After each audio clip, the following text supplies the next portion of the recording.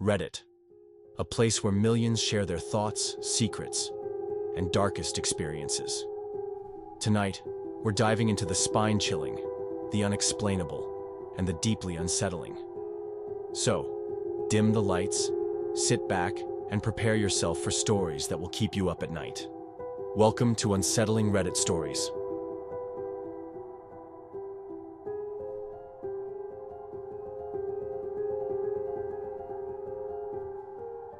Something very strange has been happening to me this past week. Like the title says, the statue is changing. I've been keeping a journal. I won't go into too much detail here. I'll let my journal tell what happened. I don't care who thinks I'm crazy anymore. December 9th. I don't know how to start this. I don't even know if I believe my own eyes. I noticed it the other day, maybe Wednesday or Thursday. I can't remember which, but I almost didn't see it. Outside of my apartment in the courtyard, there's this statue of some man. He has some significance to this town, but I don't remember. I just moved here last month, and I read the plaque at the base of the statue the day I moved in. I can't remember what it said at all, though. One of the founders or some mayor, maybe? I do remember what the statue looked like. It was tall, about 15 to 18 feet. It had that aged bronze or brass color with the deep browns that eased into the blackened parts of the metal. The man himself was older, maybe early to mid-50s. He wore a suit without a tie, and lastly, his arms were holding his jacket just below the lapels. That last part is the most important, because the other day his arms were in a different spot. They had both moved up to just below the collar. When I walked by that day, I got a sense I was being watched from above. I shot my eyes up to the windows in my building, but most of the curtains were drawn and the lights were off in the open ones. Then I looked towards the statue. I pass by it every day, going to and from wherever. Work, mostly. Something struck me as being off this time. I first thought that the shadows were off, or the morning winter sun was hitting it differently than I was used to. I walked on, not giving it too much thought. That evening, as I was coming home and dusk had already given way to night, the spotlight that illuminated the statue from below confirmed my unease from earlier. His arms, I thought to myself, his arms weren't like that before. I immediately shook the feeling away. Get it together, Jen. You're just tired. That's how I felt the next day, and by the third I had forgotten about the strange feeling I got from the statue. Or at least, nearly forgotten. Today, it changed again. I shrugged it off before, but now I know for sure that I was right. Rather than both hands firmly grasping the lapels just below the collar of the shirt, the left hand held the lapel while the right hand was frozen mid-wave by his head. I must have stared at it for 3 minutes before stopping someone walking through the courtyard. "Excuse me," I said. "You live in this building too, don't you?" The man looked a little annoyed at first, but stopped and said, "Yes, I do." I gestured to the statue. "Does anything seem off about the statue today?" His look turned from annoyance to puzzled. He looked up. "This old thing still looks the same to me, smug face and all." He said the last part as he continued his walk. "Okay, thanks," I said after him. I shook my head and went to work. When I got home today, I started writing this journal, just so I can keep track of it and organize my thoughts. Who knows, maybe it will never happen again. December 11th. Well, it moved again. I feel like my eyes are playing tricks on me.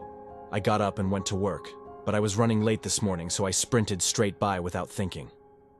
When I got home, I remembered to check on the statue's position after I got the feeling of being watched again.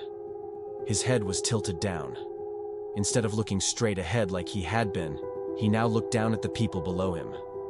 At this point, I don't know how I should feel about it. I know I'm not crazy. I've noticed 3 different poses it's taken. I don't know if I should contact the authorities or not. What would they say? What would they do? As I stood there studying the statue again, I asked a woman as she passed by, "I'm sorry, ma'am, have you got a moment?" She turned towards me and said, "Yes?" The word formed a cloud of frost in front of her face. "I'm sorry," I apologized again. "What do you know about the statue here?" She turned her head towards it, then back. "Not much more than what's written on the plaque," she said, pointing to the base. "And does it seem strange to you?" I looked at her, hoping for a satisfying answer. "Well," she said, "I always thought it was creepy how it stared down at people. Ever since I moved here, I always felt like I was being watched by it." Then I asked, "And how long have you lived here?" She looked up in contemplation. "Let's see, it'll be 6 years in February." I stood there, shocked. Snow had started to gently fall. 6 years? The statue looked different not 2 days ago. Right? That's what I wrote down. What is going on? I thanked her, and we parted ways. I'm sitting on the window nook as I write this down. I keep looking down at that statue. I started to wonder if it felt my eyes like how I felt it's on me. I'm tired now. December 12th. The gentle snow that started last night must have taken a rapid turn into blizzard territory. It is currently 5:43 a.m., and the Weather Channel says the snow has reached 4.5 feet. It is still coming down pretty hard still, but not as hard as it must have last night. I looked out the window and saw nothing. Between the dark morning and heavy cloud coverage, there wasn't any way to see the statue. After calling my boss and confirming we wouldn't be going in today, I started Coffee Maker and turned on my computer. If I was going to be up this early, I might as well get some work done. Thankfully, my job didn't actually require me to clock in at the office. I could do that from anywhere. After pouring a mug, I sat down and got to work. Next thing I know, it's 2:54 p.m. I didn't even eat. The snow officially stopped an hour ago, but the clouds still gray out the sun's rays. As I walked towards the window, a deep sense of dread washed over my body. I shivered the feeling away. Still, I hesitated to look out of the window. I had every right to be creeped out. No, there's no way that's possible. The statue was now looking up at my window, hands still raised, waving. I threw the curtains closed and started backing up.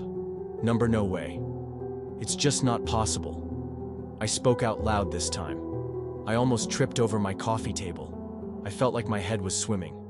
I sat on the edge of table for a long time, waiting for the explanation to make itself known. After a few minutes, I found myself standing and staring back out the window. The snow. I just noticed there wasn't a flake of snow anywhere on statue, not even the concrete base, which was about 4 feet tall. I feel like it's targeting me now. December 13th. I barely got any sleep at all last night. My dreams were filled with a silent and giant adversary that got closer if I blinked or looked away for a millisecond. The city must have cleared paths last night. I went to the window and saw the snow was pushed away in the roads and even the courtyard. On my walk to work, I ran into the same woman from the other day. She smiled as we were approaching each other, and I nodded and smiled back. I looked at the statue. It wasn't even trying to be subtle anymore. It was saluting and looking straight ahead. It was dressed in military garb. My dad was a captain in the Air Force, and the statue's outfit looked identical. I was so confused. How was the statue moving? Why doesn't anyone else notice the changes? Why me? I called out of work, feigning pneumonia, and headed back inside. December 14th. I decided to call the authorities on my walk home this evening. The statue, base and all, had moved from the center of the courtyard to directly under my window, this window. Maybrook Police Department, the man said. Hi, my name Jennifer Winslet. I live in the Maybrook Hills building on 5th Avenue. This is going to sound crazy. I hesitated for a moment. Go on, Miss Winslet, the operator coaxed. I doubt we haven't heard it before. Want to bet? Well, you see, sir, the statue outside the building keeps moving, I said the last part fast. I'm sorry, ma'am. You said the statue is moving? I heard the disbelief. Yes, sir, I responded. Moving how? He asked. Like by vandals. More like on its own, changing poses and positions in the courtyard, I answered, followed by a pause that echoed throughout history but was over in a second. Miss Winslet, are you on any medication? He doesn't believe me. Of course he doesn't. No, I'm not, I said. Using any illicit substances such as heroin or methamphetamine? I sighed heavy. No, I'm not. And I'm not drunk either. I know how it sounds. He cut me off. Miss Winslet, if it will make you feel better, we'll send over a couple of officers to check it out. Sound good? I thanked him and hung up the phone. I sat by the window and waited for them to pull up. To my surprise, they showed up and got out of the cruiser. I rushed down to meet them at the base. Miss Winslet? The younger of the two asked as I running over to them. Yes, officer. I was afraid you wouldn't show. The older one grunted. Just be thankful it's a slow night. They looked the statue over haphazardly, then they looked back at me. Well, ma'am, in my opinion, it's a statue, the young one chided. The older one elbowed him. What Sergeant Burns means is that this is how the statue has always looked, since it was built in the 40s. Not an inch out of place. I thanked them, even though I was unsatisfied with their response. I went back to my apartment defeated. After I went to bed. As I lay there, I decided I would transcribe and post it here to see if anyone had any suggestions. I thought I'd be posting this tomorrow, but I was woken up by a large rumbling that shook the whole building. I got up and checked the hallway, but no one else seemed to notice. Then as I turned around, my eyes caught an unfamiliar glint of moonlight through the window. I slowly made my way over to my laptop.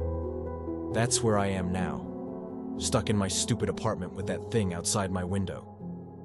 His grin has extended to an unnatural and demented smile. And that, my friends, was the first of many unsettling stories from the depths of Reddit.